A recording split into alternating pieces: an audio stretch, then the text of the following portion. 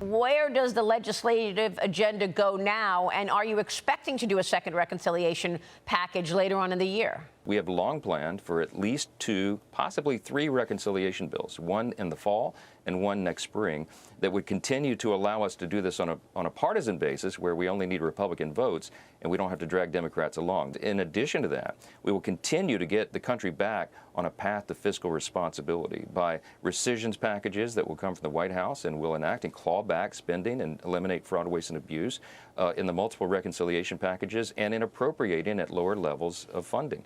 All these things will be done while we're codifying more of President Trump's executive order. House Speaker Mike Johnson telling Maria on Sunday Morning Futures more megabills are expected this year, with the next one expected in the fall. Joining me now, Florida Congressman Carlos Gimenez. He's a member of the House Armed Services and Homeland Security Committees. Congressman, good morning. Your thoughts on what you heard there from Speaker Johnson? Totally support him 100% that we need to get our country back on a sound fiscal footing, fiscal path. I said before that the big, beautiful bill, even though it did increase the deficit, it slowed down that path. And so this is not going to be done in 1 bill, 2 bills, or 3 bills, but we need to get the country back on that path. And I think the Speaker, his plan is the right plan, and I plan to support the Speaker. All right. Well, we shall see what comes first. But again, he did say the fall. I want to move over to immigration with you, because the Department of Homeland Security announcing at least 361 illegal aliens were arrested during raids at 2 marijuana grow operations out in California. This raid now the largest of President Trump's second term so far. 14 children rescued in this operation. Yeah. DHS says that they were facing potential forced labor, exploitation, and trafficking. And among those arrested, by the way, one convicted of kidnapping, attempted rape, attempted child molestation. Another had rape and DUI convictions. Another one, burglary, hit-and-run charges, Congressman. Your reaction, because this entire story has really become a pivot point for the Democrats. Yeah, look, during the Biden administration, they were allowing unaccompanied children into the country to the point that they lost track of them. They lost track of hundreds of thousands of children. And we kept saying, hey, what's going on with these children? We're afraid that they're being exploited for sex, child labor, etc. And here is a case in point. Here they were, at least 10 of them were in this field working illegally. So I applaud the ICE and Tom Homan for his efforts. Look, we need to find those hundreds of thousands of children that were missing during the Biden administration and get them from whatever situation that they're in. Hopefully, most of them are not in a bad situation, but my feelings are a lot of them are being exploited.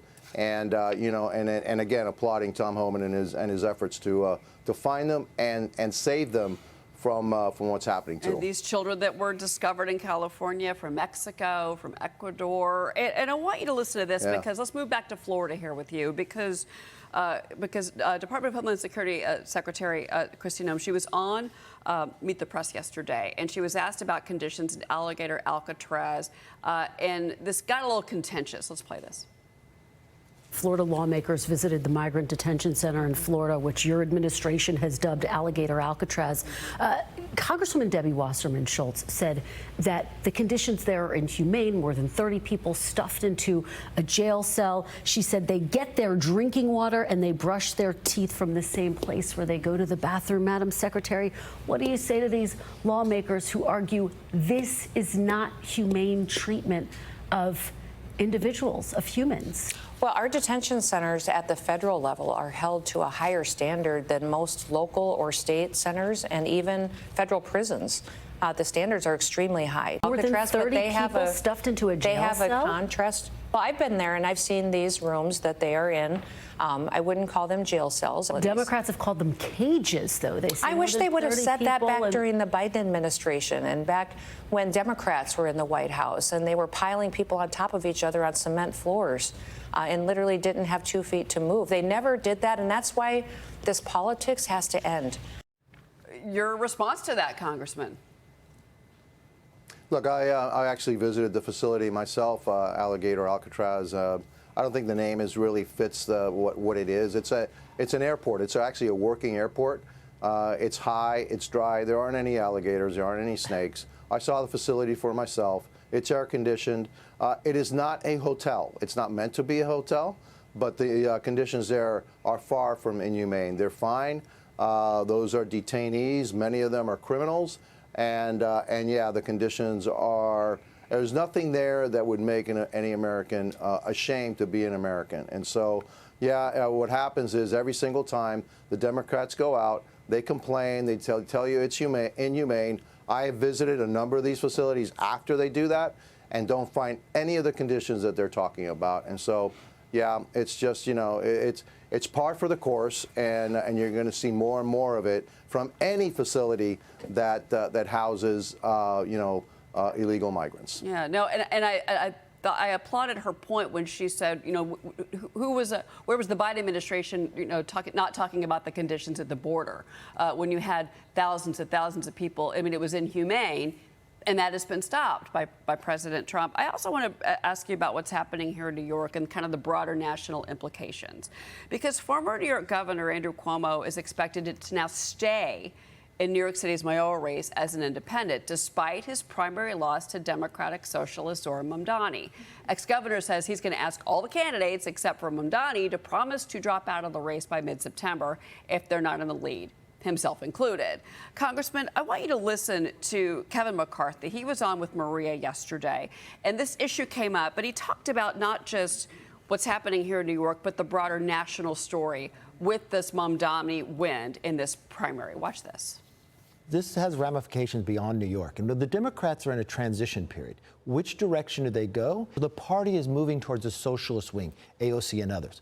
But it's another telling story for the Democratic Party. It means they're leaderless, because it means Schumer and Hakeem are not the leaders. They're trying to find somebody new. If Hakeem was the true leader the Democrats want, Pelosi wouldn't still be in Congress. She would have retired. Schumer does a book deal but can't even go on tour. So they're leaderless. But Kevin, let's face it, Chuck Schumer endorsed Mamdani. Is appalling. He has abandoned Israel if he endorses Mamdani. And he has abandoned the whole idea of anything. Look, at New York is the capital of capitalism in America, the financial industry. And you're going to have this person become elected? What will your streets be like? I mean, President Trump has made a tremendous difference in New York. It's cleaned up, not by something the city's doing, but by what he did on the border. What does this say about the leadership of Chuck Schumer, Congressman? It doesn't say much, and you know, my good friend Kevin McCarthy is absolutely right. If Chuck Schumer, you know, actually endorsed Mamdani, then he has abandoned Israel. Mamdani is an enemy of Israel, but also Mamdani, I believe, is an enemy of the United States. Look, I fled Cuba with my family when I was 6 years old, fleeing communism, and this guy. To call him a socialist, I mean a democratic socialist, that's kind. He's actually a communist, okay? He's a Marxist. His principles are Marxist in nature, and it's gonna take New York, you know, down the drain. It's gonna destroy New York. And so what Cuomo's doing, you know, he can stay in the race, but at the end, you know, they all need to drop out, and they need to have one candidate run against Mamdani. If not, New York really, you know, runs the risk of electing a communist as mayor, and that would be tragic for the city of New York and actually bad for America as a whole. No, I mean, there's already been a lot of research pointed to the fact that you would have New York City become Cuba. Thank you for bringing that up and your past, Congressman Gimenez. I'm really glad that you pointed that out to our viewers. Congressman Carlos Gimenez, thank you so much for being here. It's always great to speak with you.